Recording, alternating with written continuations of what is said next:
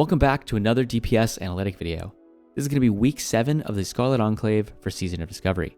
And real quick, I want to mention, we are still going to be looking at boss damage with the ads included. The poll to exclude ad damage is not live quite yet, but I will be sure to inform you guys when and if it does pass. Looking at all percentiles, we still have the Balanced Druid very far ahead, and now we have the Ellie Shaman right behind that, Shadow Priest, Ret Pally, all very, very close, and then the first roll drop-off is right here next to the Fury Warrior into the Fire Mage.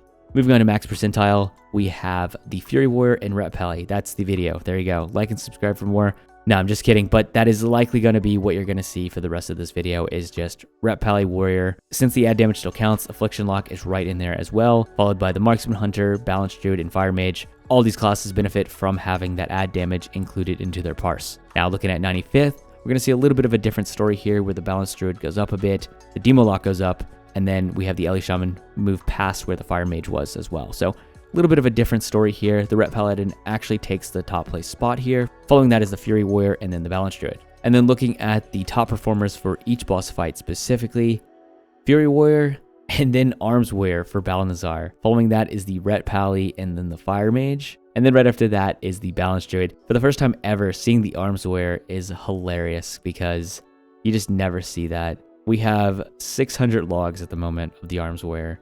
Really not that much data, but obviously very strong on this fight. If we're going to look at just single target, I would imagine that changes to where the Arms Warrior is no longer in that top spot. Again, I say this every week, but this is likely what we're going to see if the polls are to pass. Moving on to Beatrix and going back to the ad damage included. Just absurd how far ahead the Fury Warrior is by around 8,000 DPS. Following that is the Ret Pally and Marksman Hunter, and then the Arms Warrior again, finally making a name for themselves. But unfortunately, when we look at just single target, the Arms Warrior is going to fall down quite a few spots. And then classes like Feral Druid, Fire Mage, and Shadow Priest all move up in the rankings. Looking at Zolastraza, we have the Balanced Druid, Combat Rogue, Ret Pally, Fire Mage, and then the Assassination Rogue, all very close to each other. And then not really a huge drop off here. You start to see it down here next to like the Sub Rogue, Survival Hunter, and Enhancement Shaman, but really not too bad. Looking at boss damage included with the ads, Fury Warrior, Ret Pally getting the most benefit from those ads. Not too much else to talk about here. Moving on to Mason, we have the Fury Warrior, Ret Pally, Marksman Hunter, and then the Fire Mage once again. I mean, this is just the 5 trendy classes, including the Balanced Druid. If you're looking on what class to play, if you're getting back into SOD, any of these 5 classes will be good, even if you're tanking. If you're looking at just pure DPS, then yeah, all of these are good to go. Looking at just pure single target, again, Shadow Priest moves up quite a few spots. Balanced Druid looks a little bit better, and same thing for the Fire Mage.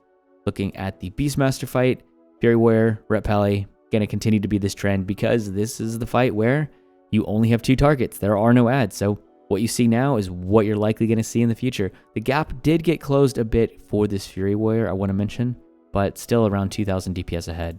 Next, we have the Reborn Council, Affliction Lock, Demo Lock, Shadow Priest, and then the Ret Paladin, all very comfortably in those top 4 spots.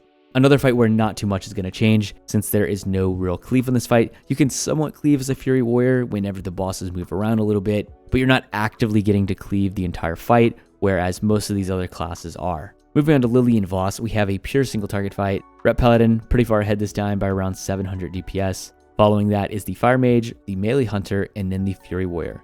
And again, same sort of classes and specs. Obviously, it goes from Marksman Hunter to Melee Hunter, Balanced Druid to Feral Druid on specific fights, but Fury Warrior, Ret Pally, Fire Mage, all very consistently in the top 5 DPS. Looking at Calderon, Fury Warrior, Ret Pally, Affliction Lock, Demo Lock, and then the Marksman Hunter again. The same 5 classes. But yeah, likely what we're going to see going into the next couple of weeks. Let me know what you think of the polls, if they should pass, if they shouldn't pass. If you haven't voted, go vote for them. And as always, be sure to like and subscribe for more videos just like this, and I'll see you in the next one.